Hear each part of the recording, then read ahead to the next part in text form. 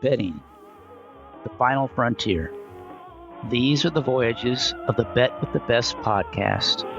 Its mission is to explore better ways to bet on races, to seek out new, successful players, and to boldly go where no podcast has gone before. The Bet with the Best podcast is sponsored by Amwager, an ADW built by horse players for horse players.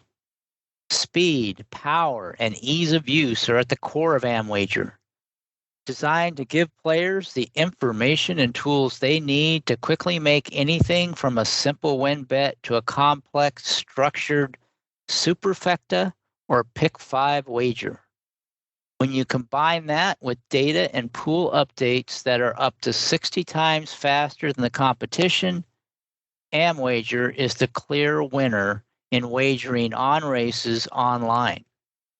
Those are just a few of the many special features that Amwager has to offer, along with live video and race replays, free integrated form-to-win past performance information, conditional wagering, and true odds, which are a prediction of off odds based on all available pool data. That and much more. Amwager is licensed and operated in the U.S., and best of all, they will actually pay you to play. If you sign up now and deposit and bet $150, you will earn a $150 lump sum bonus. So there is no reason not to give Amwager a try. If you want to bet with the best, then you need the best tools to wager with. You need Amwager. Welcome to episode 16 of the Bet with the Best podcast. Joining us this week is Dick Girardi, who has been a long-time member of the Beyer speed figure team and has also been reporting on horse racing for many years. He's an accomplished horse player and contest player and once finished third in the BCBC. Hello, Dick. How's it going? I'm great, Chris. How about you? Great. Breeders' Cup, just a few weeks off. I'm really looking forward to heading down to beautiful Santa Anita and watching all the best horses run and competing in the Breeders' Cup betting challenge. So, yeah, this is a good time of year to be a horse player. Yeah, it's definitely our Super Bowl coming up. Yeah, I just always look forward to that first weekend in November, and I've been preparing for it all year because that is definitely the Super Bowl. And the good news is you don't have to win every game to get there. You just have to win a few to get there. So yeah, looking forward to that Friday and Saturday for sure. Will you be traveling down to California for the Breeders' Cup?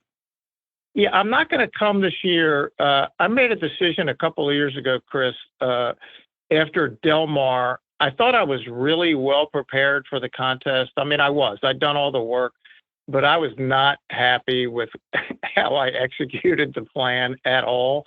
Felt like I was distracted. And the last 2 years, I've strictly played from home and had a lot more success in the build-up contest to the Breeders' Cup. Just feel like I can look up things at home. If I forget something, I can do it there. So yeah, I'm going to play from home, and I will really miss being at Santa Anita because it's one of my favorite places on earth.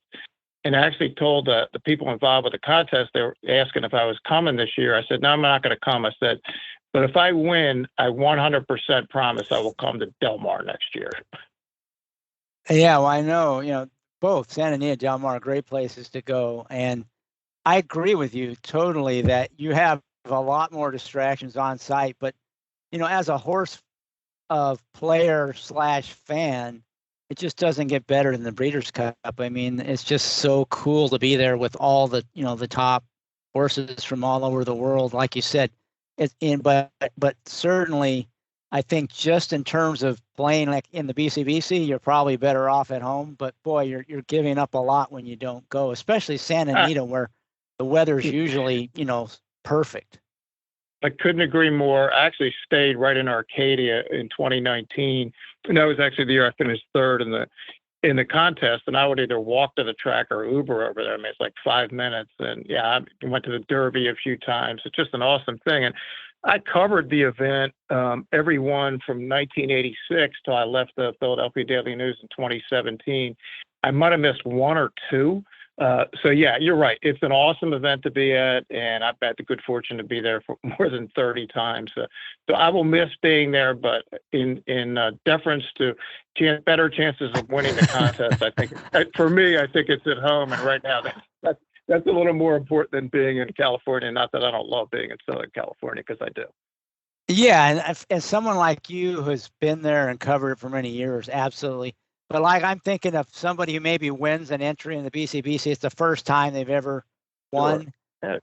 Yep. You know, I'd say go to the event. You know, it's worth it. You know, if you've been there a few times, then you know, certainly, you know, your strategy of you know, trying to maximize your chances of doing well in the contest by staying home makes a lot of sense. But if you've never been, to me, you know, the Breeders' Cup, and you're a racing fan, you know, the Breeders' Cup, it really is the Super Bowl of horse racing. And you can say there's some negative things about it, especially nowadays with the lack of horses running and stuff. But I mean, the actual event itself is great, and it's great live, you know, because you can get up close. One thing nice about horse racing, it's a sport where you can really get close to the stars.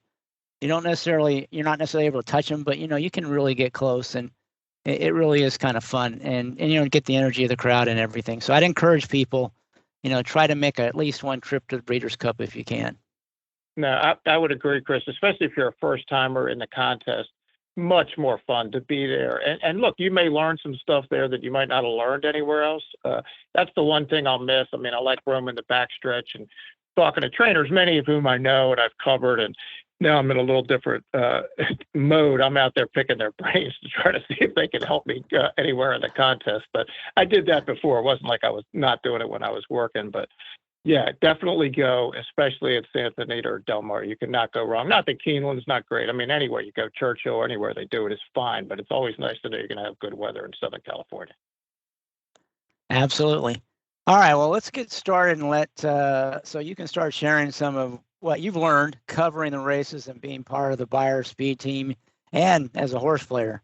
And since you've listened to the pod, you know I usually start things off with what I call the Horseplayer Origin story, where you kind of describe how you got involved in the game and then how that evolved to where you are today. So why don't you share with the listeners your Horseplayer Origin story? Yeah, so I grew up in Baltimore, and my first racetrack experience was to Pimlico. One of my older brothers took me out there one day, and I made the mistake of sitting in an open seat that had a newspaper on it. And people, older racetrackers, will know that means you don't sit in that seat, and which I quickly found out from one of the old guys who told me to get out. First Preakness I ever saw was 1973, Secretariat, as a young kid. Watched it from the infield, bet $50 to win, and showed my friends, look, I'm going to win a fortune here. Well, I got back 65. It was 3-10. I eventually went to the University of Maryland, majored in journalism, minored in history, but I really had a double minor, Chris, in poker. And my poker friends one night said, you know what? You need to go to the racetrack. And I went to the track with them a couple of times. It might have been Rosecroft, the harness track, or one of the Timonium. I remember being there early. Ocean Downs, a little small harness track outside of Ocean City, Maryland, where I used to go on summer vacations. And I knew a little bit about it. You know, I'd watch the Derby every year, but I wasn't brought up in it. I didn't know any people in it, but it was fascinating. And the gambling part of it immediately intrigued me, but I didn't know enough I was never making any serious bets. I was just out there more as like somebody trying to understand it, and I was far from understanding much of any of it. And after I graduated, I got more and more interested in being there. And then I think there were two books that really influenced me dramatically, and meeting some friends. And Andy Beyer's Picking Winners, which came out, I believe, in 1975. And about the same time, Steve Davidowitz's Betting Thoroughbreds. They're probably, I don't want to say they're the best ever, but they're up there as far, if you want to understand the game those are books well worth reading. I know Steve updated his book. And reading Andy's book is when I first started getting fascinated with speed figures. And if you read Picking Winners, Andy has suggested people that you go at that time to the Salima room in the Bowie, Maryland library where they had old chart books. So I did what I was instructed to do, went there, constructed parallel time charts for all the Maryland tracks where I was starting to gamble. But again, I didn't really know much. And from that, I had my own set of speed figures in the, I want to say around 1977, 78, where very few people had speed figures at that time. They obviously weren't published until the early 90s, first in Racing Times and now, of course, in the DRF for 30 years. And along about that time, I met Andy and became a pretty successful horse player. And Chris, one of my great fortunes was the day I was in the Salima room at the Bowie Library. I met two people who had become lifelong friends. Ray Tannehill, who was a basketball player at what was then Towson State College, now Towson University, and Jerry McIntosh, who went on to work for the TRPB and became an FBI agent of all things. And they became two of my horse playing buddies. And Ray was anybody in Maryland knows Ray. One of the all-time legendary horse players in Maryland. Unfortunately, Ray passed away in 2015, but we kind of teamed up, and they were there for the same reason I was, to learn about Beyer speed figures. And that's really the origin story for me about how I got involved in the game. And as a journalism major, I said, you know what? I'm going to write for a newspaper at some point. So I eventually got a job at a little paper in Baltimore. It was a 1-year thing. It was in the early 80s. Now, keep in mind, I've been going to the racetrack now every day for like 5 or 6 years and basically getting by my wits. I didn't have a job. My only job was going to the track and gambling. And I thought it would be about time that I might need to get a real job. So I worked there for a year, handicapping, writing stories. And then, fortunately for me, Garden State Park was going to open in April of 1985. And there was an opening at the Philadelphia Daily News. They wanted a full-time horse racing writer. They didn't have one. So that's why I got hired. And I was there for 33 years. I wrote 7,000 stories. I left in December of 2017. Covered 31 derbies in a row, all the Triple Crown races, a lot of the big races around the country. That's when newspapers had unlimited budgets. I also, in the time I wasn't covering horse racing, I was covering college basketball. So I would leave the Breeders' Cup, then cover college basketball right through the Final Four. And I covered 25 Final Fours for the paper. And all the time, of course, I'm playing horses, but not as intensely after a while because I just didn't have the time. But yeah, that's kind of the story from the beginning all the way through my newspaper run. And I'm still doing, I have a weekly TV show that I do, and it's produced by my buddy Bruce Casella. Danny Gibson is the host. It's on in the Philadelphia market. We've actually been on for 30 years. I do some writing still for their website. As you said, along with Randy Moss, Mark Hopkins, Andy Beyer, I'm a charter member of the Beyer Speed Figures team. We started together in the mid 80s where we were just kind of sharing figures. And then over time, we branched out. And as I said, originally they were in the Racing Times. And now, of course, they've been in DRF for 30 years. And we have a number of other members of our squad now that we cover every racetrack in the country. But yeah, that is my story up to 2023. So that's interesting. So let's talk a little bit about those early years when you made your own figures. You had a couple of partners, or at least cohorts, that you were pretty intensely playing, racing on a daily basis. What did you learn from that experience? How did you mature as a horse player during those years before you got the paper gig and kind of went down that career path? Right. I learned first how to manage the frustration of losing off it, because that's just the nature of the game. You will lose off. And I picked that up fairly quickly, that you just can't get angry, because all that does is make you make dumb mistakes and try to chase money you've already lost. And there's always tomorrow. There's always another race. And back then the speed figures were so new. I remember sitting with people in the grandstand at the Maryland tracks, whether it's Timonium, Bowie, Laurel, or Pimlico, And a lot of them were just saying, well, wait a second, this horse that ran for 5,000 last time, he can't win for 7,500. He has no class. I didn't really understand what they were talking about, because I was looking at the numbers that said not only could the horse run for 7,500, the $5,000 horse was faster. And that just made so much more sense to me than like, well, he ran for this price and now he's running for this price. So that gave me an education, and it was Andy, and it was his speed figures and understanding them.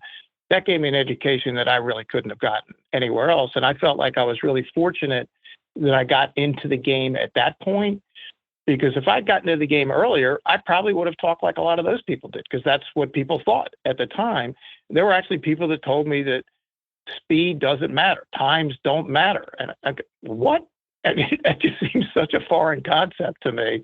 Why wouldn't times matter? And of course, times by themselves don't matter. They matter in the context of the racing surface that the horses are running on, which is ultimately what speed figures are. They're developed that way. But yeah, I learned that. I learned how to bet. I got a better sense of how to frame a bet. You find a horse you like. Is it an exacta? Is it a double? Is it a win bet? You know, what is it? Where can you maximize your opinion in the best possible way? And I became an exacta player early, and I'm an exacta player to this day. I think because you can actually see the prices, it gives you an edge to me you don't have in tries.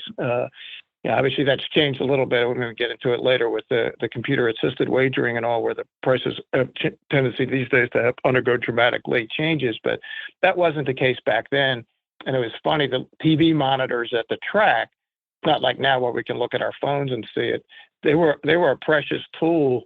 And I used to often have to go to the TV guys at the different tracks in Maryland, and I knew them all pretty well. I say, you forgot to put the exacta prices up for this race. I knew where their booth was because I wanted to see them.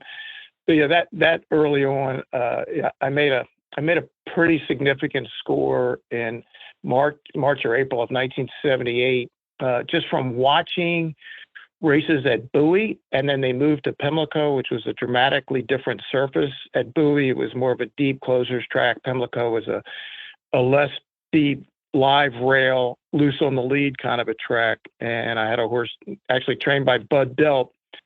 The year Spectacular Bid was a 2-year-old and ridden by Ronnie Franklin, who was then kind of an unknown apprentice named Tiger Castle.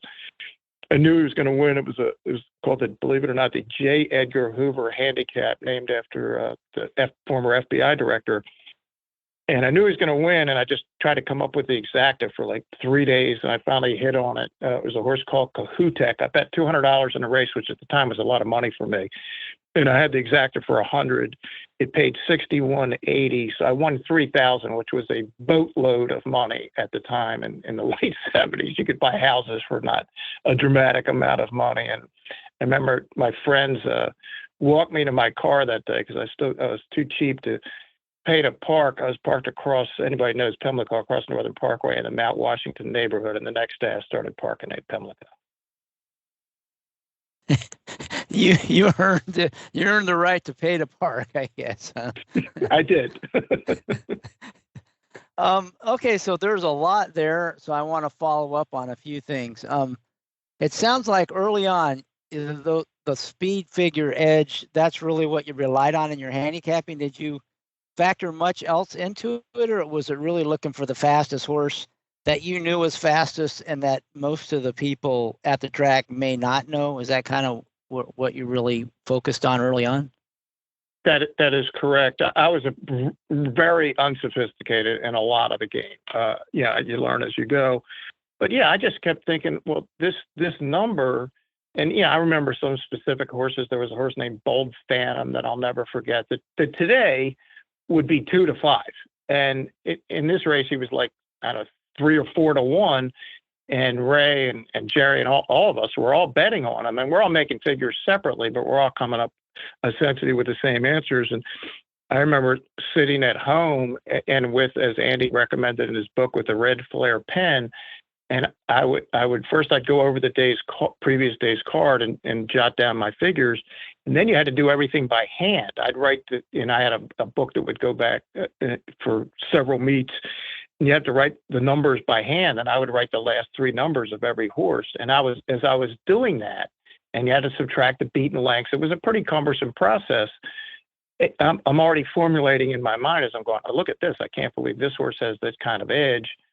And I probably wasn't sophisticated enough to look at what the morning line was at that time. And the morning line makers would have had, they wouldn't know anything about speed figures at that time. But yes, that was absolutely what I was doing. And it was a gold mine early on. I wish, if I could go back in time, I wish they had more bets like they have now, the pick threes, pick four, pick fives. And I wish that I had a much bigger bankroll.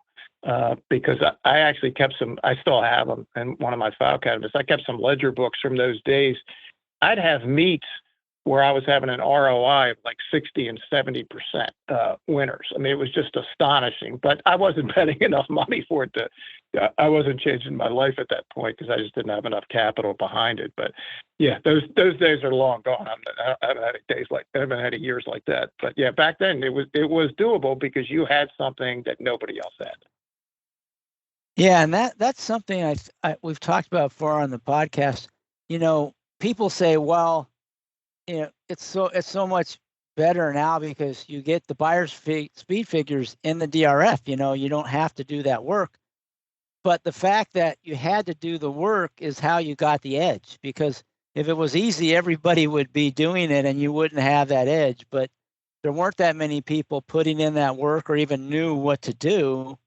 And by putting in that effort, you had that big advantage. And that we've seen that kind of evolution a lot in racing, with all kinds of things like trips. It used to be really hard to get trip notes because you didn't have any, unless you got it live or the replay right after the race on the track, or maybe the nightly replay on TV for some of the major tracks.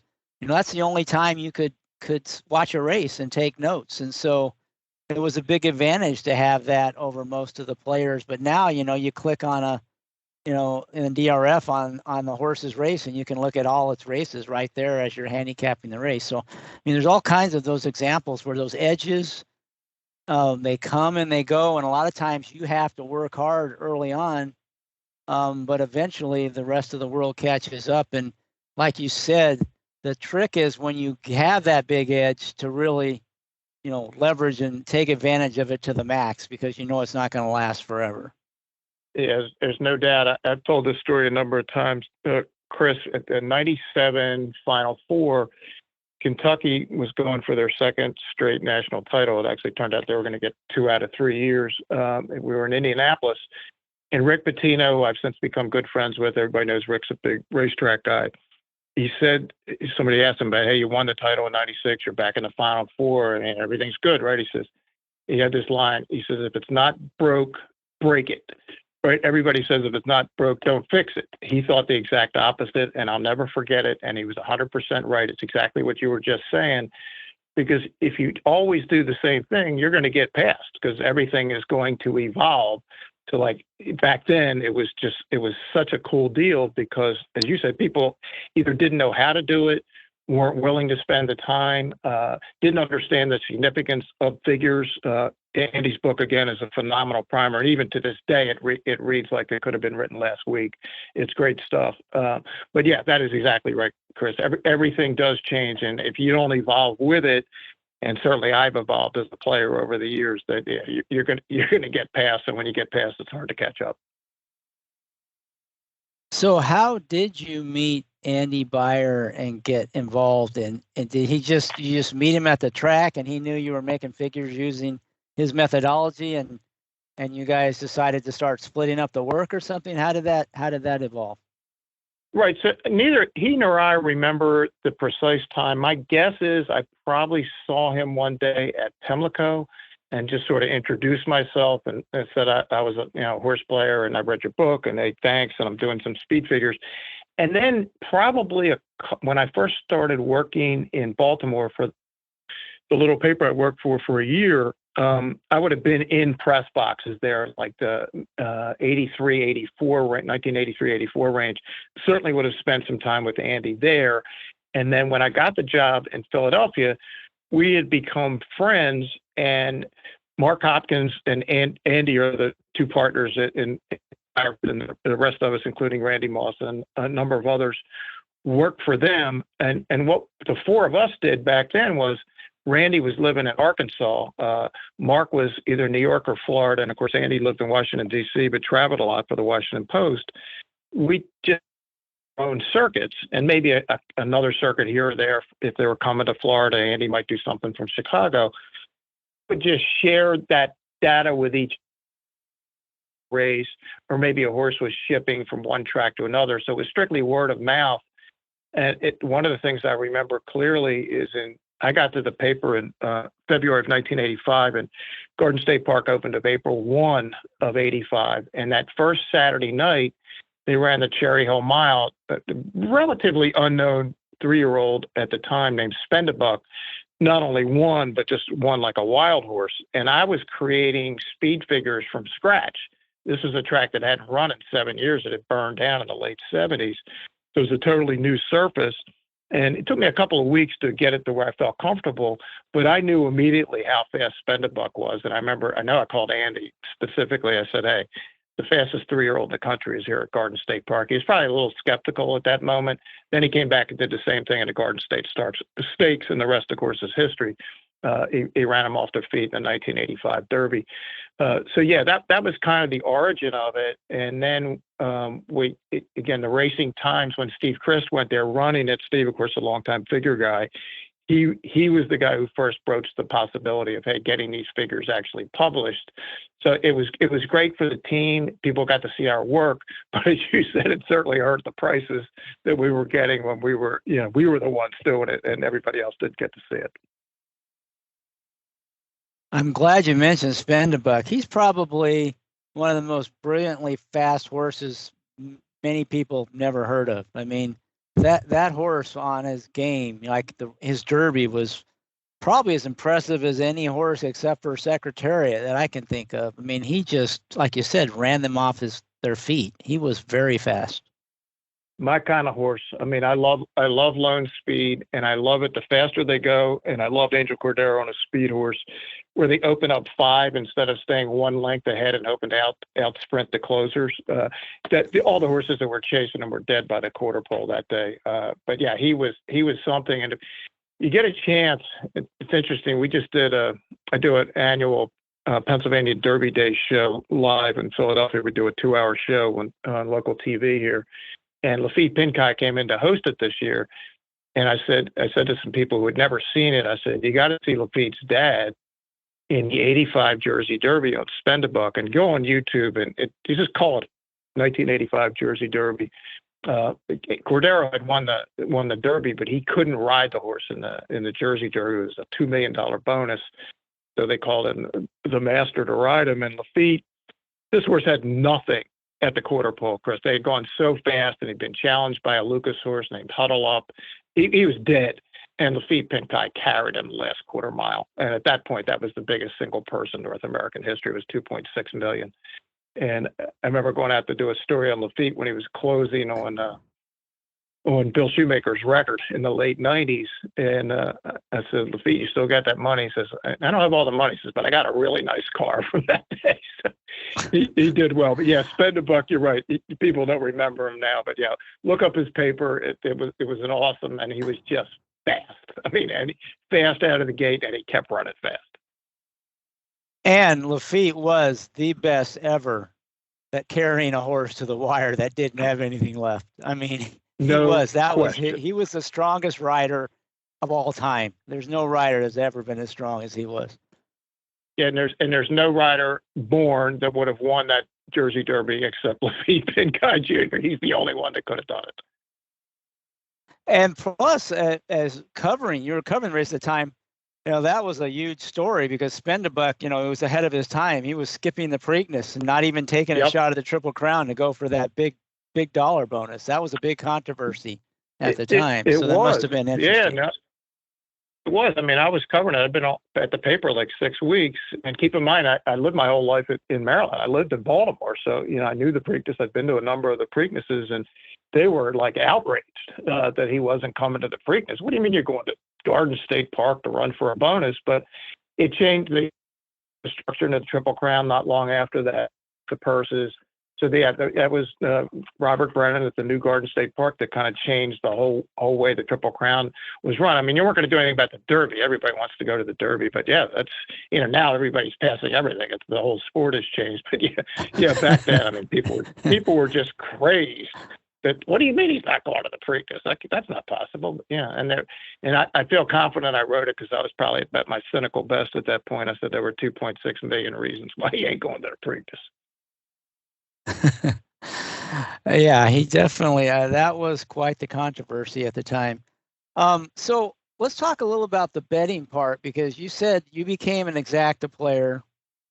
And so talk to a little bit about, either back then or now, what it is that you look for, in terms of playing an exacta. When do you know you want to play an exacta? Is it when you have a key horse, or when you don't like the favorite, or both? I mean, how do you zero in on a race where you really start licking your chops and looking at how you're going to play the exacta? Yeah, I would say generally, if I love a horse to win and I don't like the favorite, I'm going to be more interested. But for me, when I'm firing at an exacta, or really almost any kind of a race, I have to see the race. When I can see it beforehand, like I know, where this horse is going to be, that horse is going to be, what it's going to mean, how it's going to affect the in the race, and how it's going to affect what's going to happen in the stretch and the finish. That's when I'm more likely to play an exacta and play it hard, because it's all about, for these horses, are they comfortable or not? Certain horses are comfortable on the lead. Certain horses are comfortable outside. Maybe the track is playing a certain way. You put all of that together, and then there are moments where you just see it. It's crystal clear in your mind. And when you're getting decent prices, that's the time when you have to just fire at it. So yeah, there's no one way. Look, I played races, not often because you just need so much luck. I played races where I think all the speed horses are going to just collapse, and you generally are almost always going to get a better price because of that. Where I'll take box 2 or 3 closers because they're all going to be 15 or 20 to 1, and you maybe can hit something. You don't have to be that smart; you can hit something. But again, you have to be able to see the race beforehand. And I've said this to people for years, Chris, but if there's one race left on earth that I got to bet for whatever I need to get to the finish line here, I want a lone speed, a couple of other speed horses chasing that I know are going to get tired, and a horse who can make up ground in the stretch. That's the best exacta there is, and I have cashed more of them than anything else. It's interesting you say that, because Mike Maloney, who was one of the prior guests on the Bet with the Best Cup podcast, he said something similar, that he really likes a situation where, he has a horse on top, he thinks a dominant speed horse, right? Like, I think is what you're describing. Yep. And then the second and third choices are also speed horses that he thinks are that are just going to, spit the bit because they can't keep up with the strong favorite. And then he's looking for a horse, like you said, to sort of clunk up at a price and to get an exacta, maybe the try with a couple of them. He said that's one of his, like you said, go-to scenarios that he looks for. Yeah, the game, it's like a massive chessboard where every move has been made. And you've seen it. We've all seen them. We know what these races look like. We've seen the meltdown paces.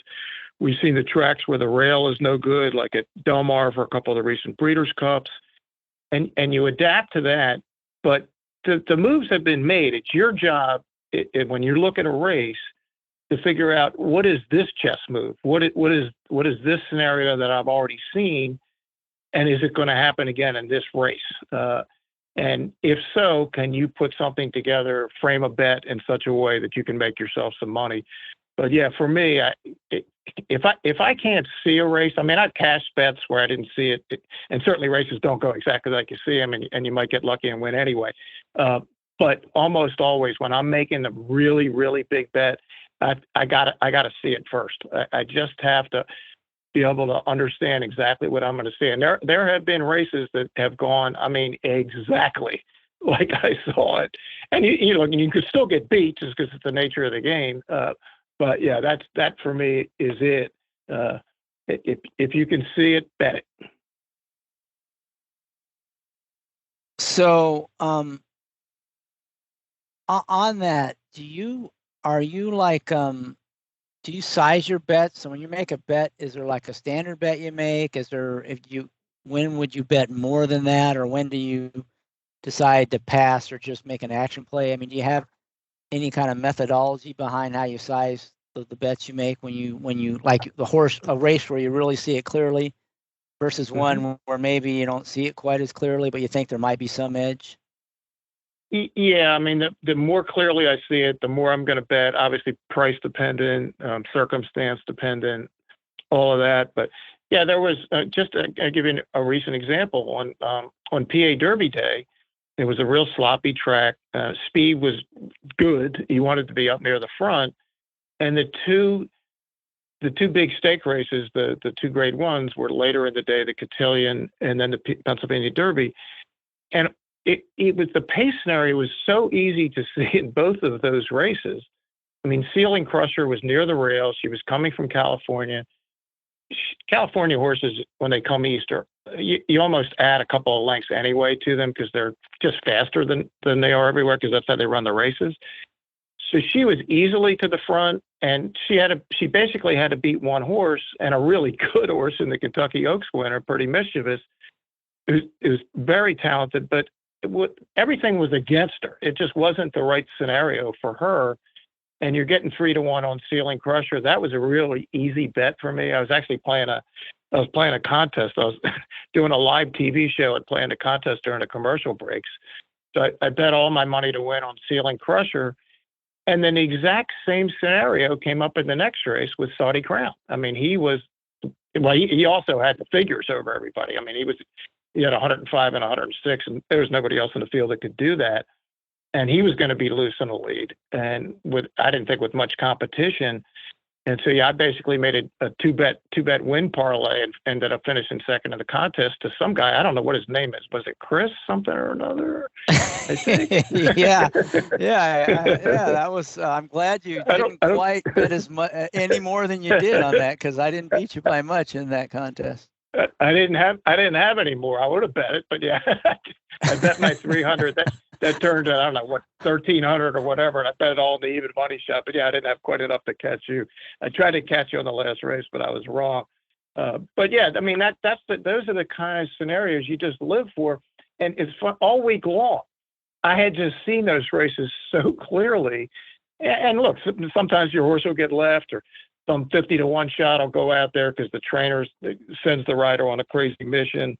I mean, that's going to happen, and you just got to deal with it. But I didn't see that happening, and in those particular races, it didn't happen. So, but yeah, those are the races you want to bet the most money on, and there will be occasions where you're locked in on the exacta too. I didn't happen to be in that scenario. I thought that the win parlay was going to be good enough to get me in the hunt. As it turned out, it was good enough to get second to a guy who was better than me on the day, Chris. I don't know what you were betting, but you had a big total early, as I recall. Yeah, or I just got some results. It was surprising because I didn't have a lot of confidence. That was the only day I played that track in the entire year. And I usually like turf racing, and they only ran one turf race, and they took the other one off at the last minute. And I had anticipated they weren't going to run at all on the turf, so I found out they were, and so I scrambled and started looking at the races to handicap them for the turf. And I actually hit the one turf race they ran on the turf. And then right after that, they canceled the next one. So I had to handicap that for back on the dirt. It was kind of a crazy day. The weather definitely affected it. So I chalked that one up as pretty lucky. So I won't take a lot of credit from a skill standpoint. I was scrambling from the beginning, but sometimes you get the results, like you said, sometimes you don't. Yep. And in those contests, it pays to be aggressive. So I was kind of aggressive right out of the gate, and it worked out well. I barely held on because you were charging fast. Yeah, I was charging, but I hit. I was I tired at the eighth hole. I had no finish at all, but I made a good move to the eighth hole. You definitely made a eye-catching move there, turning for home. Just missed. So a couple questions though. You exactly talked about the win. You haven't really mentioned horizontal bets much. Doubles, pick fives, pick sixes, pick threes. Are you primarily a win exacta player, or do you look at those horizontal pools, or just what else, if anything else, do you look at from a betting standpoint? Yeah, over time, all of it. I was certainly in the era of the good pick six, the one with the not the thing they have at too many tracks these days. I'm thrilled that Santa Anita has gone back to the regular pick six like Naira has done. Yeah, I was certainly a pick six player back in the day. Loved playing the old Breeders' Cup pick six. I had a few through the years, mostly with Ray, my buddy partner. We had wanted at Fairplex, a track we've been following for people. It's now closed. It's out in Pomona, east of Santa Anita. It's actually, they have a fair out there every year, but it's a track Ray loved, and it's a year made like 2006. We literally were watching it every day, and we had a pick six fairly late night meet for like, I don't know, it was like 78,000 or something, which was nice. It was funny. We looked at the play independently, and Ray was in Baltimore, and I was up in Philadelphia where I live now, and then we would talk about it and go over and think about our tickets, and we both had no clue on the last race, and it was a 10-horse race. We rarely did this, but we made it into a pick five, and just hope we got lucky on the last race. And we were live to anywhere from, I want to say, like 10,000 to like the whole pool. And we ended up, I think, with like an 8-to-1 shot that won and got a 78. But that's a nice place to be, and going into the last leg of the pick six and having an all. But yeah, I certainly played some pick sixes.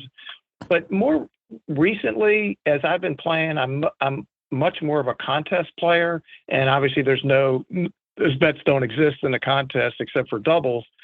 So yeah, I've even more become like a win exacta double guy, because I love playing the contest because they're just fun, and it's a battle of wits, and what's the number it's going to take to win, and who's willing to fire at the different time, and are you going to be right with your specific plays. So yeah, that in that respect, and I don't play every day anymore. I haven't for years. I don't have the time, and nor do I have the concentration that I had when I was first starting out. So yeah, I'll just find specific contests that I'll play, and I probably the last couple of years maybe played 25 or so each year. So maybe every other weekend, and I'll be playing every weekend from here to the Breeders' Cup, seeing if I can. I have one BC spot. I'll see if I can get another one. So how do you mentioned a little bit how you approach the contest, but like, what's your strategy typically on a live bankroll contest? I mean, are you trying to go all in on one or two races, or how do you usually approach that? I mean, if you want to talk about even the BC where you had your success, you finished third. I think it was at Del Mar, right? It was at Santa Anita in 2019. Santa Anita, okay. Yep. Yes. So yeah, talk a little bit about. Yeah, sure. Now, generally, what I try to do is set a goal for a number that I think it's going to take. And the BC, I think I've talked to Marshall Graham about this. His goal and mine is similar. How am I going to get my 7,500 to 100,000? Now, it might take more in the end. It might take less, but and then I kind of go backward and just try to figure out, what are the play or plays that can get me there, and then have a plan A and a plan B. So I'm not a big tap out early guy. I want to give myself as many opportunities as possible. And then as you're farther along in the contest, and if you're not doing well and your bankroll is diminishing, you might have a play late that even with 1,000 or a couple thousand, if it's the right play, can get you in the hunt. So yeah, I try to hold the bankroll for if I have an opinion. If I don't have any opinion, I'll let it go at some point. And it gets to the point in the contest where the numbers are getting away from you, and you gotta make some decisions. But yeah, I don't have any hard and fast rules. There was a year the one that got away from me was 2018 at Churchill.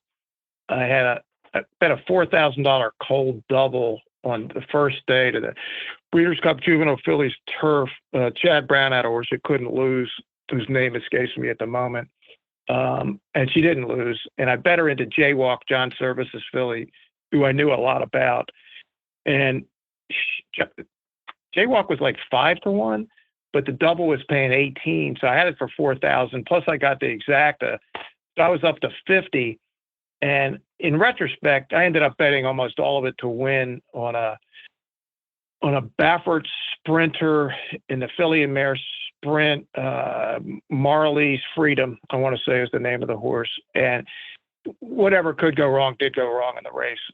It ended up finishing fourth, got beat like a half a length. But in retrospect, I wish I'd have held it longer because I had some good opinions later in the day. I actually hit the turf pretty good, but it's all about, when do you think you can get your money in? What are you trying to get to? But yeah, that's what I'd like to have a do-over on that one if I could, but they don't let you have that, unfortunately. No, as a horse player, I think all of us would like to have a few do-overs for sure. Oh, yeah.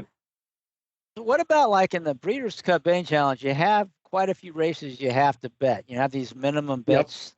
Yep. I don't remember. Yep. I think it's 3 plays on day 1 now. They reduced it, and then 6 or 7 on day 2. How do you deal with the minimums if you don't have, like, say, on day 2, you only have 2 or 3 strong opinions, but you got to play 7 races or something? What do you do on those minimum races? Just out of curiosity, how do you deal with those? Yeah, one of 2 things. If I have absolutely no opinion, I mean zero, none, I'll try to find a horse I feel pretty confident is going to run in the top 3 and just bet the horse to show, just to hold the bankroll. I don't think that's any novel idea. I think a lot of people do that. But I found that I'd rather, even if I have a marginal opinion, I'd rather use that, I think it's 700 on day 2, to maybe hit something, because then when you have your big opinions, all of a sudden your bankroll just got bigger. And losing 700 really isn't that huge a deal when you got 7,500 or whatever the minimum is going to be this year. But yeah, I've had some success with that. And just you want to put yourself in a position. Maybe there's an exacta that, it's got like a 1% chance, but it's paying 500. And if you bet it for 50. All of a sudden your bankroll just blew up, and now you like a 2-to-1 shot. You can bet the horse to win at 60, 70,000, whatever the number you got to.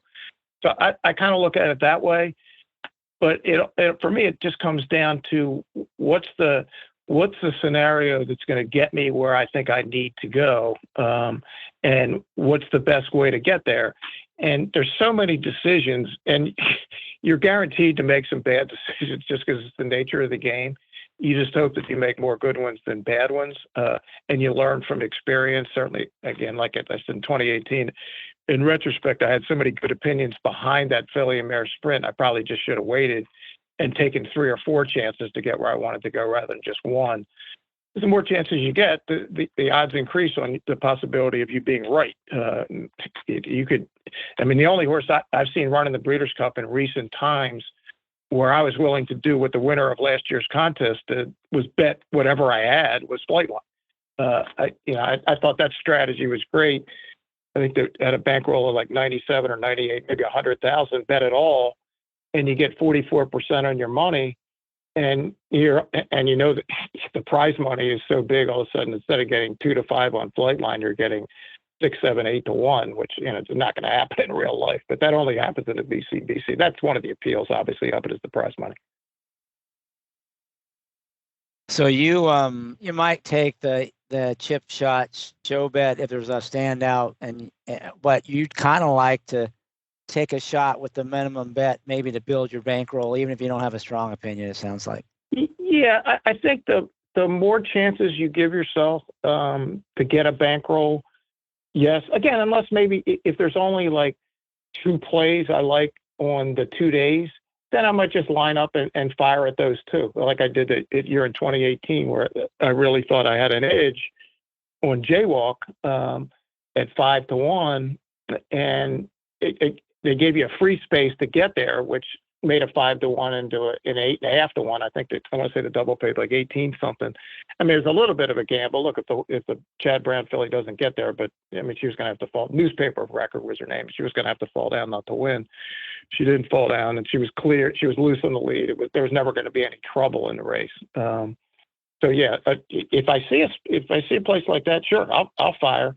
And it's also a good thing if you can get a second entry. It gives you obviously even more chances to do something. I had 2 entries for the first time last year. I'd had a good year in a lot of the prelims, and I was just terrible in the contest. I couldn't do anything right. I could have had 10 entries last year, and I wasn't going to win. Well, yeah, we've all been there too. So you know, highs and the lows. But just like in the regular betting in the contest, you really need to take advantage of when it is your day, because prize money, especially for a contest like BCBC, pretty top heavy. So it does kind of make sense to really go for it if you're in contention. So you know, it's certainly the right strategy. So you have a couple of things that you do that are sort of different than most the guests. So I kind of want to see how that factors in, if at all, to what you do as a horse player. And one is, you know, you cover basketball at a high level, and you've been doing it for many years. You know, it's a sport. Just curious, do you do any sports betting, or just covering basketball in general, just the sport itself, or betting on sports? Has any of that influenced the way you play horses? Good question. I don't think so. Yeah, I don't bet sports. I'm not really interested in 11 to 10. You know, I like the exacta where, you know, it's paying $85 and you got it for $100. That's much more appealing to me than betting $100 to win $100. So yeah, I don't bet sports, but yes, obviously I'd follow it. I know the games. One of my side gigs, and I've been doing this, it'll be 20 years coming up this year. I'm the radio analyst for Penn State men's basketball. So I get to see, it's fun to get to see it up close from that perspective. And for years, you know, I covered the Big Five in Philly, and I was sitting courtside when Chris Jenkins made the shot for Villanova in 2016 in Houston to win the championship against North Carolina. So, I mean, that gives me a feel for like being around coaches, and the great coaches are like the great trainers. You get to know who they are, how they do it, how they prepare their teams. That part of it is very, very similar, very analogous. You know, to me, like Rick Pitino is the best at getting his teams ready for the big moments. Like, that's why he was such a great tournament coach. You know, like some of the great trainers of today and of yesteryear are great at getting their horses up for the big race. So yeah, in that standpoint, yes, it does help, but not gambling wise, because I'm not a sports bettor. I often have opinions. I mean, I'll talk about it with people, and they'll ask me an opinion, and I'll give them an opinion. But yeah, just not something that appeals to me. What about the process? You're still making figures for the Beyer team even today, and I know you know, I think you do the circuit there, like with the Pennsylvania tracks and stuff. While you're making those figures every day, how does that sort of inform your handicapping? Not, you know, in a way different than like people who use them, but by making them, does that give you insight that you wouldn't otherwise have as a player? I think it does. Yeah, I do. Like in the summertime, I'll do more tracks. I do a bunch of the tracks in Pennsylvania, and I do the Ohio circuit. I also do Charlestown.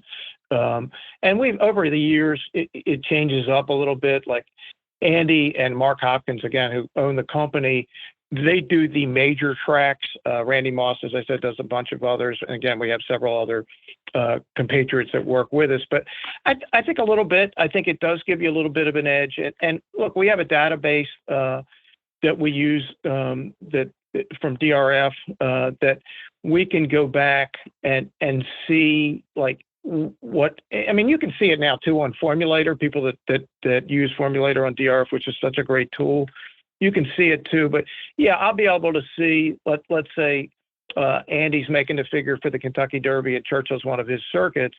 I'll get to see how he did it, and I'll get a sense of, you know, what might happen in the Preakness. So yeah, it is an edge for sure, getting to see how the sausage is made. There's no question about that. And I think some of it may be subtle, that I'm not even sure I'm doing it, but it's somewhere in the back of my brain. I'm saying, all right, I remember how this was done. I know what that track was like. I knew what this variant was that particular day. So yeah, all of that maybe factors into making some final decisions on some races. So, do you think making figures today is more difficult or easier or the same than it was 20 or 30 years ago? And if it is, if it's, go ahead. More difficult. I wish I could explain exactly why. I mean, we were having a problem. I think it's been pretty well chronicled a couple of years ago where they put in these GPS Gmax timing devices at tracks and they were bad. I mean, they just were non-functional. So Randy and Bob, who works with us, and me, were having to time our tracks on this computer equipment, and it was very time consuming to do. So from that, we don't have to do it anymore. They've alleviated that problem. But yeah, from that standpoint, it was harder. And it seems to me, and I think anybody on the team would say the same thing. Bob Weir's our other guy I wanted to mention. Anybody on our team would say that you see things now that maybe you wouldn't have seen 15 or 20 years ago, like form will dramatically improve. Like there's certain trainers and you just go, that can't happen. But it does happen and you deal with it. I mean, Beyer figures improving 30 points overnight.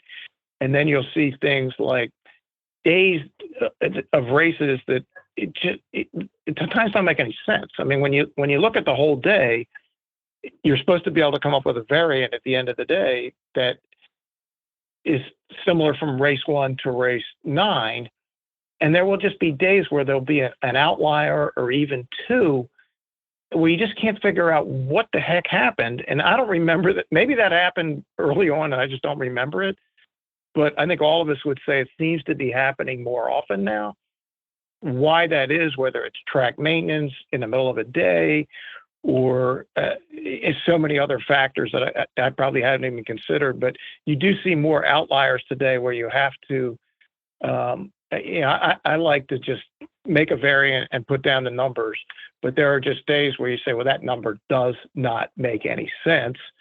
So you try to make the best of what seems an impossible situation.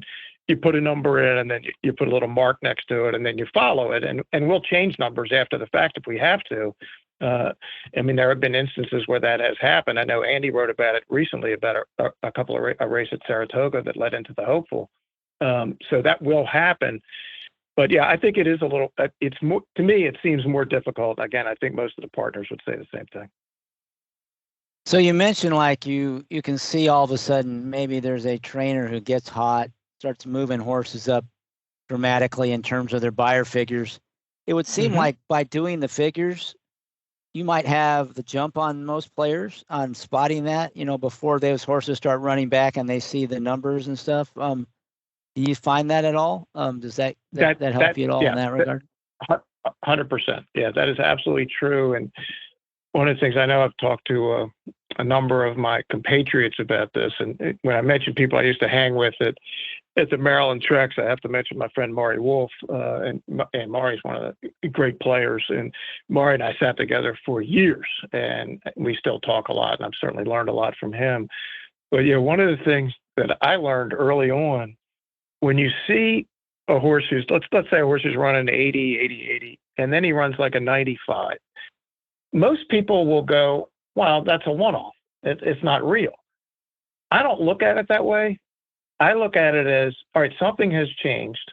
As the trainer figured out something, and it could be as easy as he changed the bit. He put blinkers on. He's a gelding. It could be things I'll never know. It could be he worked on the horse's teeth. There's so many things, but I'll say, you know what? Maybe that's what this horse is now. And if the horse comes back next time and is kind of being ignored because everybody says, well, that's not real, and that 95 is going to win, and you're getting 10-1, that's one of the great bets in horse racing. If you're getting 6-5, run the other way. Here's an example. 2019 Breeders' Cup. It actually got me started that day where I ended up finishing third. There's a horse from Parks trained by Carlos Guerrero, who's a terrific trainer named Spun. And he'd been running, he was good. He'd run third in a Haskell. And I talked to the trainer before the race. I knew he really liked him. And he was running number. Then all of a sudden he blew up in a race like a month before the Breeders' Cup, got a 110. And people go, that's not real. Well, I felt confident it was real because I knew the history, I knew the horse. And of course, he ended up going off at 10-1 with IRAD at the Breeders' Cup Dirt Mile and wired the field. And that kind of got me started to where I ended up having enough money to make a gigantic punch on the Breeders' Cup Turf that year, which got me a total, which was 60,000 ahead of the field going into the last race, which I thought might be enough. It turned out it was not enough. Well, that's interesting. So that was a number that you had made, right? The Spun to Run number? Actually, I actually was not doing parks that particular moment. We switch them around sometimes, but that was Bob Weir was doing it. I remember texting Bob after the race. I said, the figures don't lie. But yeah, it was one, again, it kind of stuck out, but because I got 10-1, and I've talked to Marshall about this too, that's when you have to bet because you're getting all the best of it. That might be who this horse is. And that 110 was the best figure in the race. But he was a horse from Parks, trained by an unknown trainer nationally. I mean, nobody knew who Carlos Guerrero was. People said, "What is this? What is this?" But again, I had a bigger edge because I'm at Parks and I knew the trainer, and I knew the figure was live because a couple of horses had come back to run out of that race, and that's an edge we have also. I mean, you have it on Formulator. You can go look at Formulator; it'll tell you the same thing. But when you can go onto our database and look and see what horses have run out of that race and see what their numbers were, that's a pretty big edge. And I knew that the horses that had finished behind him had come back to confirm that the number was real. That gave me a tremendous amount of confidence. In fact, I was trying all day Friday to get to like 10,000 because I was going to bet 10,000 to win on him at 10-1. I knew it was going to be 10-1 to get to 100, but I kept missing all day Friday. And I had my bankroll had shrunk to such an extent that I ended up having to hit an exacta, which got me to a bankroll, which made me make like 4 or 5 significant plays on day 2. And unfortunately, the very last one I had was the one that hit in the turf where I had bricks and mortar, who I thought was an absolute cinch in probably one of the worst Breeders' Cup turfs in history. All the good Europeans were home. And I came up with a 50-1 shot. This is hard to believe. Trained by Mandela and ridden by Flavian Pratt. That wouldn't happen today. And that was the exacta that came in. It paid 137 and I had it for 2,000. I went from 2,000 to 137,000 in about 2 minutes. That's a nice score. Yeah, you have a lot. Mandela to thank for everything because his horse Omaha Beach was the way over bet favorite that gave you the 10-1 on Spun to Run in the mile. Yep, that's exactly right. Yeah, he was good to me that day. He finished second twice when I needed him to. With the other horse was United. But yeah, United. That's right. It was weird. Yeah, because again, when I went back after Friday, it was very discouraging because I just couldn't get anything right, and I just said, all right, I laid out like 4 or 5 different plays that were possible. And then thinking, all right, what do I need to get to the finish line? And that was really the last one that I had. I'd had a couple others earlier on that could have got me there too. But I conceded the race to bricks and mortar. And then I'm just looking around and I kept crossing off horses. I said, I don't like that horse. All the East Coast turf horses, Channel Maker, all the channel horses, you just throw them out immediately. And it was a bad year for Europeans. And I came on United because he'd run one really good race out in California, and then his previous race after that was terrible. And I really couldn't figure out why. There was nothing on the video. I watched XBTV workouts religiously prior to the Breeders' Cup, and his works were terrific. And then in the notes, and again, that's where there's edges everywhere. If you're willing to just sit down and look through things. In the Breeders' Cup notes, and I wouldn't have known this because I didn't see Richard Mandel, and I don't really even know him other than by reputation. Somebody asked him, "What about the previous race?" He said the horse got sick. And I said, "Well, there you go.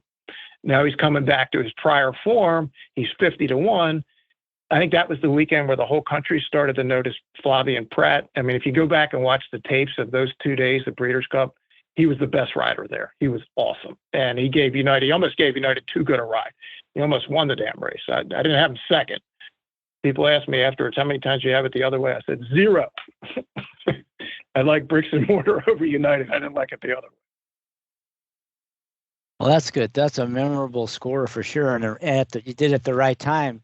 That was a winning score for the BCBC in many years too. So that was good. I think it would have won. I think it would have won every other year. But as you know, once you get to that last race, you become a target.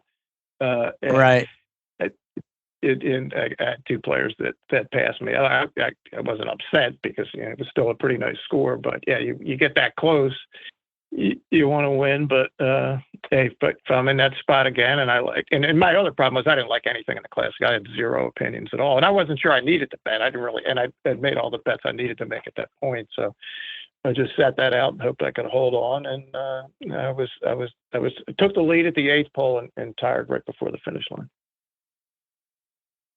Yeah, that was a great job. Like you said, you can't be too unhappy about that. You'd love to win, but you went home with lots of bankroll and some prize money too. That made it certainly worth the trip for sure. The ride home, ride home was fine that week, no doubt. Yeah, it always makes the flight home a lot easier for sure. A ride home. So I'm going to get into a few other topics that I like to try to cover if we could. One is carryovers. It doesn't sound like you're a guy that chases like carryovers much, but I'll ask the question anyway. Is that a part of your game or at all? It was a significant part. It may be again, but like I know the New York circuit. I don't know it like the people that live it. I know it a little bit. I know the California circuit. I don't know it like people that's what they do. So if there's a couple of significant carryovers there, like I played one. I was at Saratoga this year and played one. I was not very good at it, but yeah, I'll certainly play them. I'm not going to play the Gulfstream and all those things. Even the mandatories, because the CAW guys they just kill the pools and you can't compete.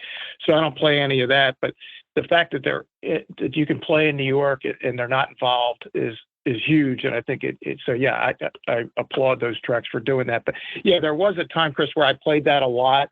But I'd say I'm probably 80% now a contest player.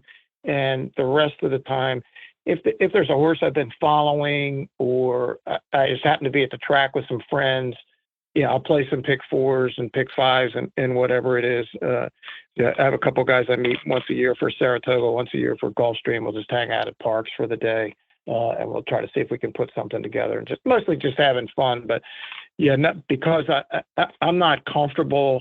If I don't ever bet big if I haven't done the work, and the work for me it's everything, and you got to be prepared if you do the work that know that you may not get rewarded because again it's the nature of the game. But yeah, I haven't had many big scores through just stone luck. It's mostly just the days where you've done the work and you feel like you got something maybe nobody else has. And yeah, I would be more inclined to play like a pick 6 carryover or something if there was a horse I'd been waiting on and I felt like I had a single somewhere along the line, because it starts to get so expensive if you can't lock in on a horse or two along the way.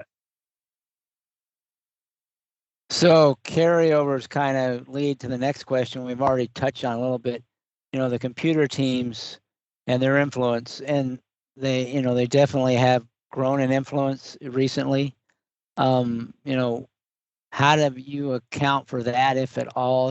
How has that changed your approach in any way?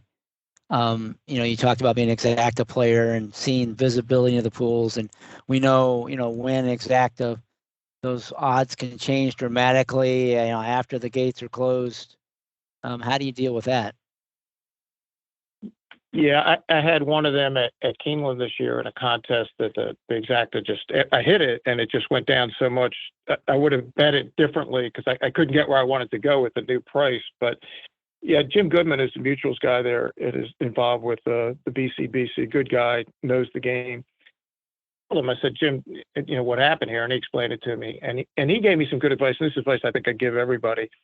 The best way to get a sense of how exactas or when prices will end up at one of these bigger tracks where the CAW guys are there, look at the wheel pays for the pick threes and the pick fours. They're not necessarily the doubles. It sounds a little counterintuitive, but it's more pick three and pick four. That'll give you a better line on how the next race is going to get bet, the race that maybe you're interested in. So before you go into your race, jot down what those wheel pays are, or just you can line up like say the 4-horse has the lowest pick three will pay. You can just put down 4 and put down to a likely favorite, and that'll give you a better sense of where it's all going to end up. It's not going to be perfect, but if you're thinking, oh my God, I can't believe this is going to pay 70, well, it's not going to pay 70 because they're going to hit it at some point. So you need to adjust, and I'm getting better at that. I've only learned that in the last few months. I did see it happening over time, but it's happening more and more because the influence. And the influence includes like on Derby Day at Churchill. It certainly includes at Breeders' Cup, where even those massive pulls get affected because obviously the CAW guys are they have that last minute opportunity and they just flood the pools with these massive amounts of money. So why do you think the pick 3 and pick 4 are more reliable indicators than the double? Just out of curiosity. The only thing I can guess is that they're playing pick 3s and pick 4s and not so much. I don't know why that is because, about them. Do you often the groups? Go ahead. No, I was going to say, do you often see a disparity between the double will pays and the pick 3 and pick 4? Yes. Yeah. It's interesting. The doubles they don't really help you as to what might be happening, or at least in my experience. Other people could experience it differently as the pick 3s and pick 4s. And I think it's just because for whatever reason, the CAW guys are more into the longer bets, the 3s, the 4s, the 5s than the double. So yes, I have seen it. Again, I haven't done a study on it, but I think if somebody could sit down with all that, I think that would probably bear out over time that's the case. Yeah, that's interesting. I'll bet you that's something that many of the listeners haven't considered doing. So I kind of look at them all, but I haven't really kind of been biased towards the longer picks. So I'm going to start paying a little more attention to that and see. You could be onto something there. Every little bit helps. It wasn't original with me. Maury Wolf told me about it, and Jim Goodman, who sees this all the time, also told me about it. He said that's just a good way to get a sense of what's going to happen because we've all seen these dramatic changes in the odds, and I understand why people have questions about it all when after the race starts, the horse goes from 9-1 to 5-1, and he's loose in the lead and he wins by 5. I mean, I get all that. But a lot of it, not all of it, but a lot of it can be explained by these will pays if you take a look at it. Yeah, you mentioned Maury a couple of times. Yeah, he's a fountain of knowledge, and we actually have had him as a guest on Bet with the Best in the past, and a mutual friend. Indeed, when he talks, you should listen because he's got a lot of information that he's willing to share, and he's had a lot of success in the game.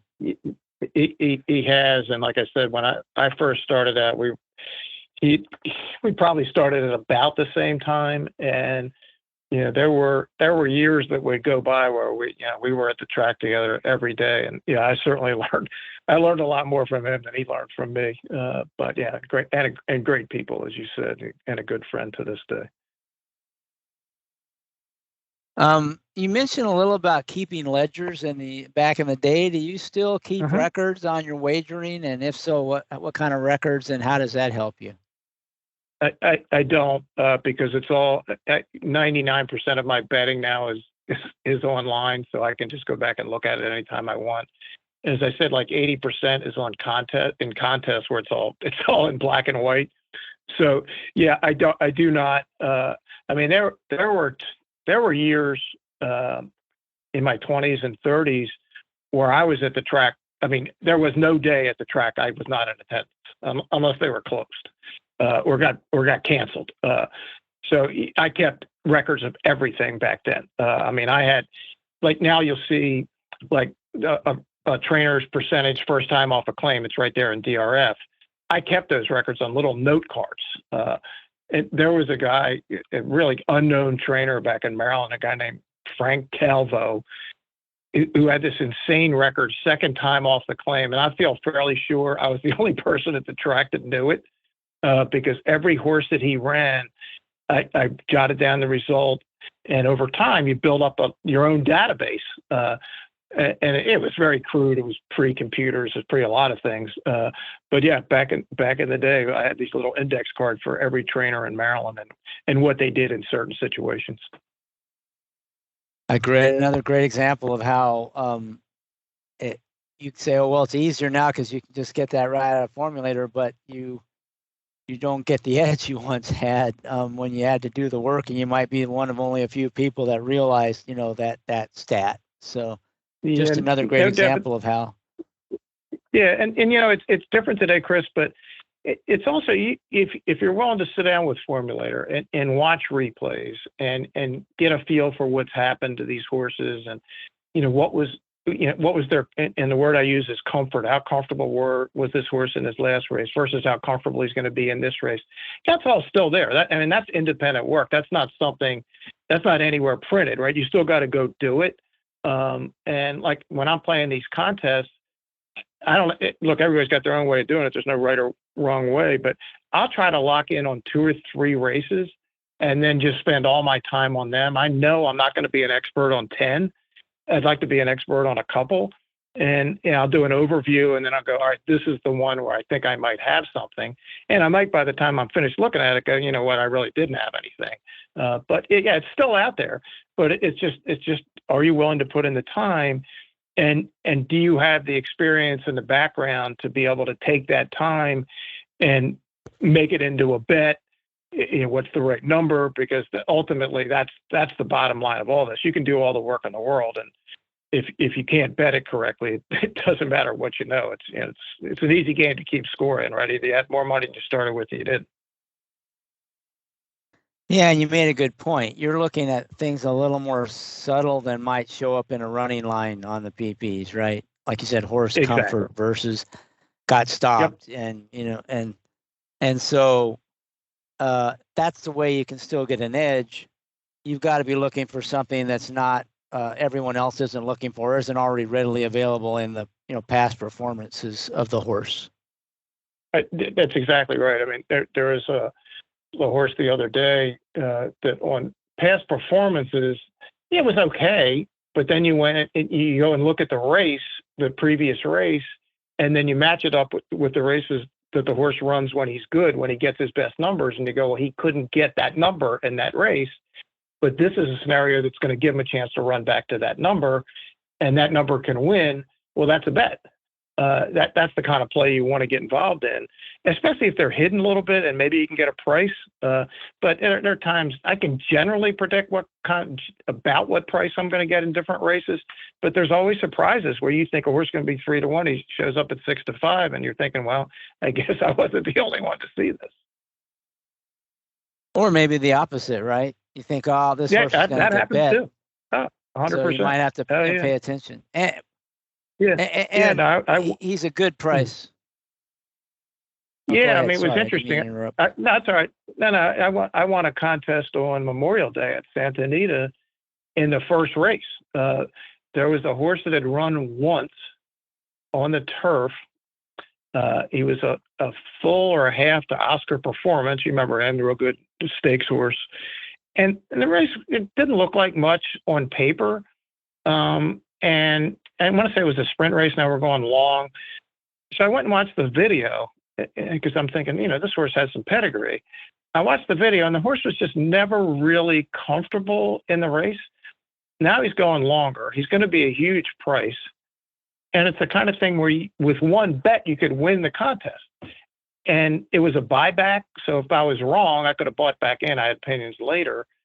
So I just bet it all on the horse at 20-1, and he came in, and the contest was essentially over. So there's that. There's when you have that situation where and that's not something that the CAW guys are going to see. They're really sophisticated, but I don't think they're doing that. If they are, we're all in trouble. But yeah, that's the kind of, and that happens rarely. But when it happens, look, this horse could have been a total bum and run terrible, but it was worth the risk because of the price. Yeah, you have to think long term, right? With any particular 100%. result could go good or bad. No question about that. So you talked about Breeders' Cup, the big day cards, like Travers Day at Saratoga or Derby Day.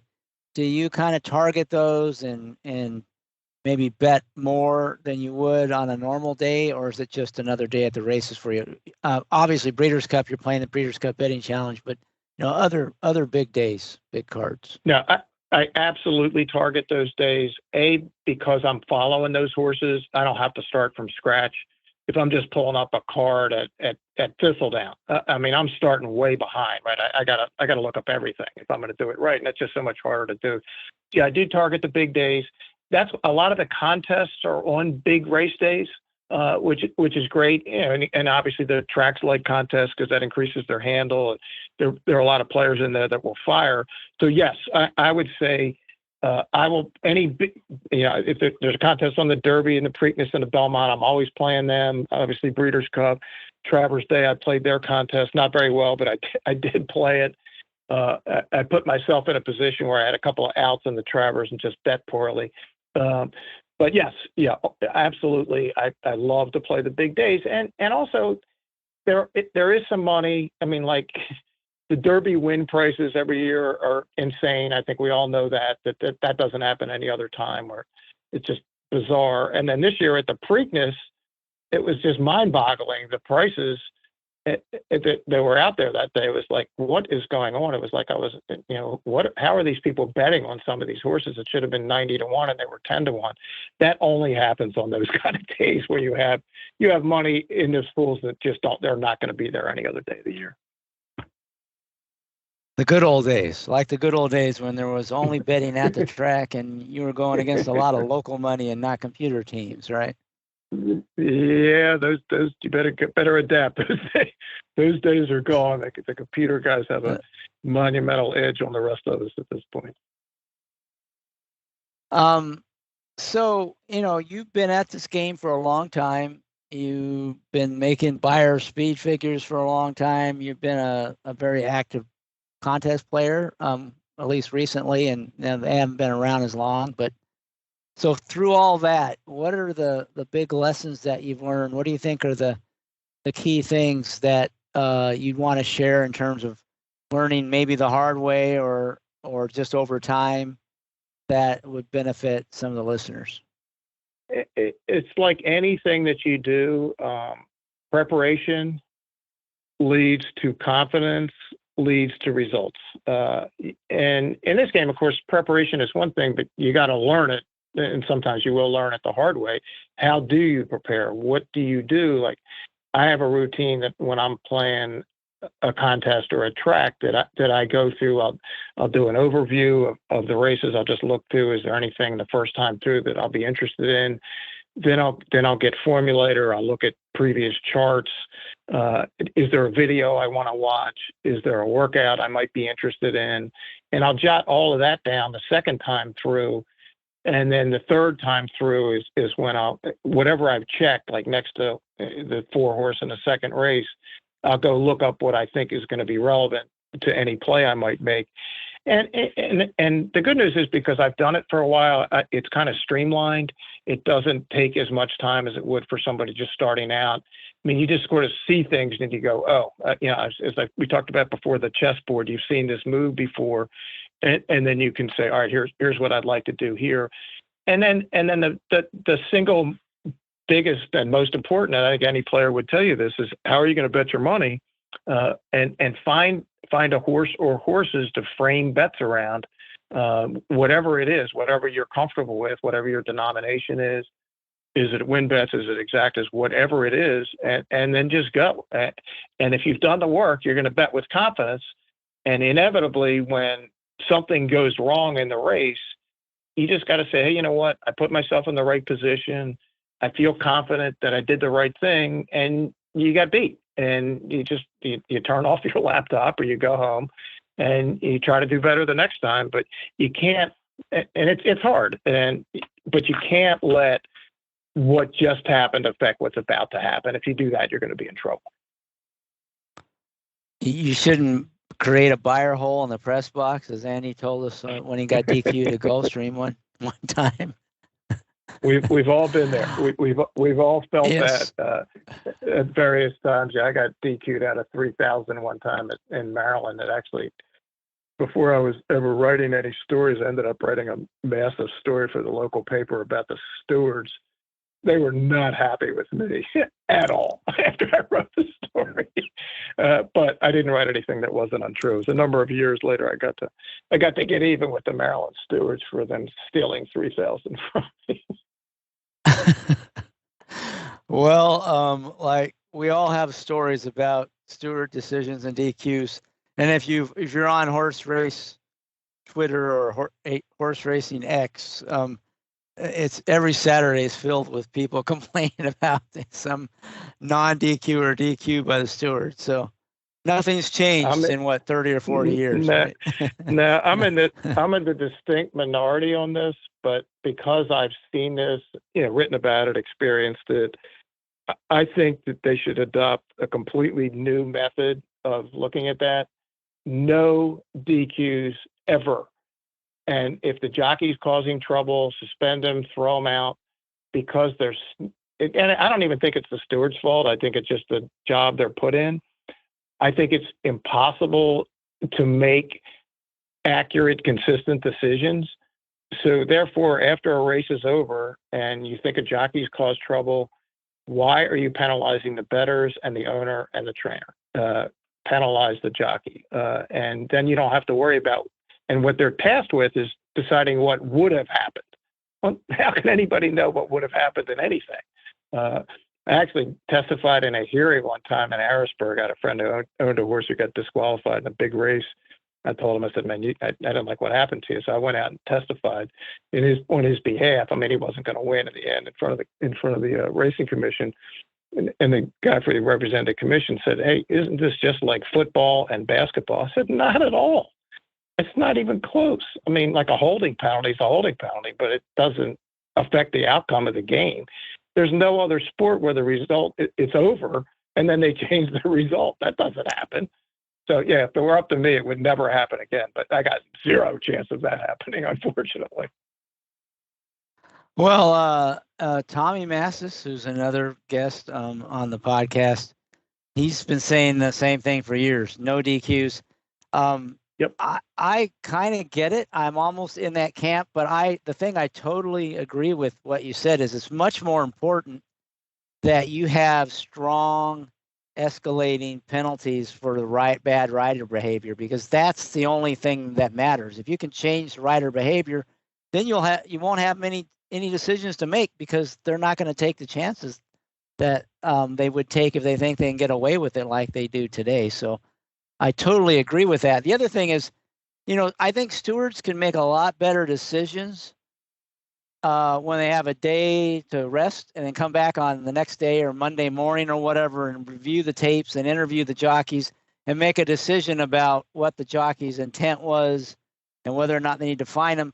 They don't have to make the split second, real-time decision right after a race where they're much more likely to screw it up. And so to me, it's just a lot easier decision to make after the fact than in real time right after the race too. So you're likely to get better decisions that way as well. No, that makes a lot of sense. And look, I think stewards are just put in a situation that is almost impossible to come up with right answers. And look, I've known people, I don't doubt that they're trying to do the right thing. I just think the whole system is flawed, always has been flawed. And I'd like to just take the burden off the people up in the booth and just, as Tommy said, and I've been telling my friends this for years. I said, let's just stop it. No more. And your suggestion is tremendous. Let's just wait till the next day, sit down, talk to the jockeys. Are they going to people upset about this if it ever happens? And I don't anticipate it will, of course, because everybody's used to it. But the whining and complaining isn't helping anybody now. And, the last thing you want is somebody to get DQ'd out of it like a score of a lifetime on something that most people would say, hey, really didn't affect the outcome of the race. And, That's my thing.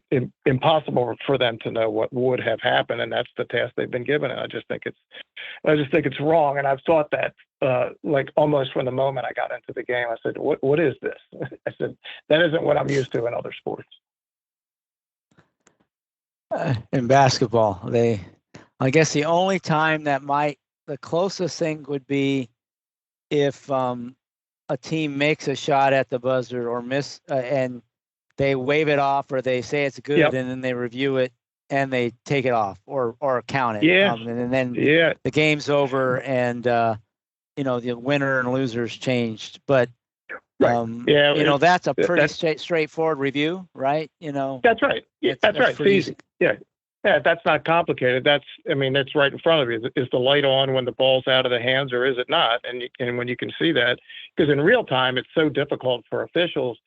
I was actually at a game, Villanova-Miami at Villanova, boys, more than 20 years ago, where a kid from Miami hit a three. Was it at the buzzer or after the buzzer? And the referee, great referee named Tim Higgins, the game is at Villanova. He calls it good and runs off the court before anybody can get near him. So Miami ends up winning the game, and Steve Lapis was the coach at Villanova, and I'm standing on opposite from him on the press row, and I'm looking at the replay on ESPN. Bill Raftery was doing the game, and I can see that the ball is still in his hands when the buzzer goes off. And so it should have been no good. They missed the call. They changed the rule in college basketball the following week where you could look at replays. That was the day they changed the rule. All right. So one of the last questions I like to ask is, if you had the power to change something in the racing game, which obviously no one does, including you or I, but if you could just wave your magic wand to make it a better game, what's the change you would make? Well, I've already gone on the stewards, so I'll do another one. That's the one. If I had one, I would do. Probably the other one would be to go out of anybody who's running a racetrack or a circuit, be as transparent as possible about literally everything. There's just too much that we can't talk about that, or we can't tell you that, or we can't show you that. I think it was Mike who was on talking about I think it was with you talking about the parimutuel, the whole system, right? Like there's issues with it. I think players need to know, why are these last minute odds changes happening? Show us the printout. If somebody wants to see it and say, hey, this has how much money came in, this is when it came in. Transparency to me. Look, as a journalist for as long as I was, that was critical for me. I wanted to know what the facts were. So yeah, if you can get racetracks and racetrack management to be more transparent with their players, aka their customers, that would be great. Yeah, amen. I totally agree. And there's so many aspects of the game where that comes into play, including the stewards, right? Yep. Have them held accountable for their decisions and explaining their decisions. So we're starting to see a little bit of that now.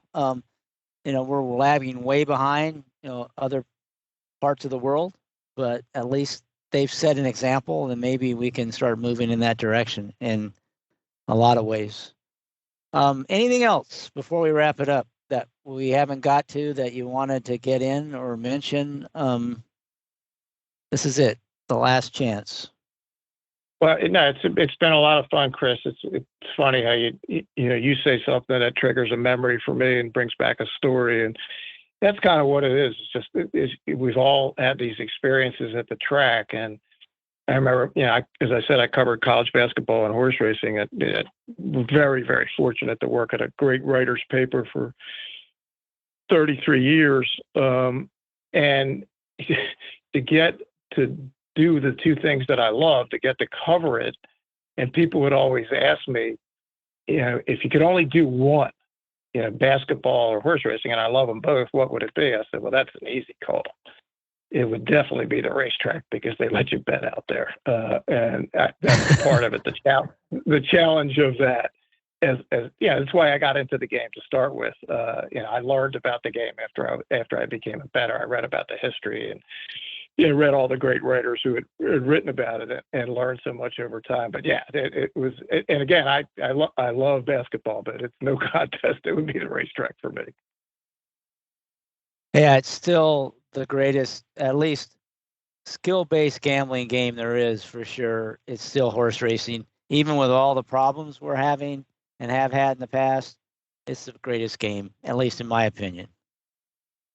Yeah, me too. I mean, I love taking people who have never been and showing them around and just show them the fundamentals of how to play. Actually, our neighbors across the street had never been to Saratoga, so we went up and spent a day with them in mid-August. Played a pick six badly, but they didn't know how badly because they'd only been at the track once. They didn't know how clueless I was that day. But yeah, I love that part of it.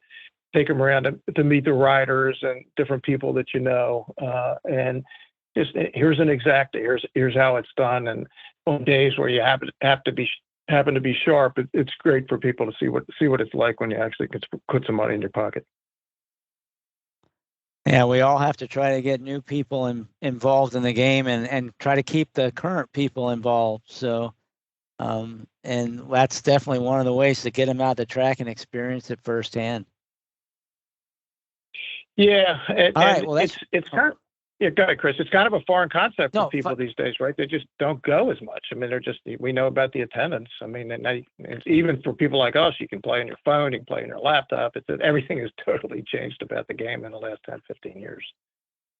Yeah, and the tracks are disappearing left and right. So there's fewer places, fewer people that live anywhere near a track, right? Yeah, unfortunately. So, yeah, I just hope we can keep the great ones around Del Mar's and Santa Anita and Saratoga and Churchill and just the Pimlico and the places that we've all grown up with and that I've been to so many times. I hope they're there for as long as we all are. Yeah, and a couple of those you named wouldn't be shocking at all if they weren't, unfortunately. So let's hope that isn't the case. Well, that about wraps it up. So I really appreciate this great discussion, Dick. Are you, since you're not heading to the BCBC, I won't be able to touch base with you live there, but good luck in the contest. I hope you finish second. I'd like to see us be in the exacta in the BCBC, just like we were in the contest last week. That would be great. Well, Chris, if you can guarantee that right now, I'll take it. I'll be happy to take that. that would be fine. But if I'm close, I will be firing. But yeah, it's our Super Bowl. I'm really looking forward to the first weekend in November for sure.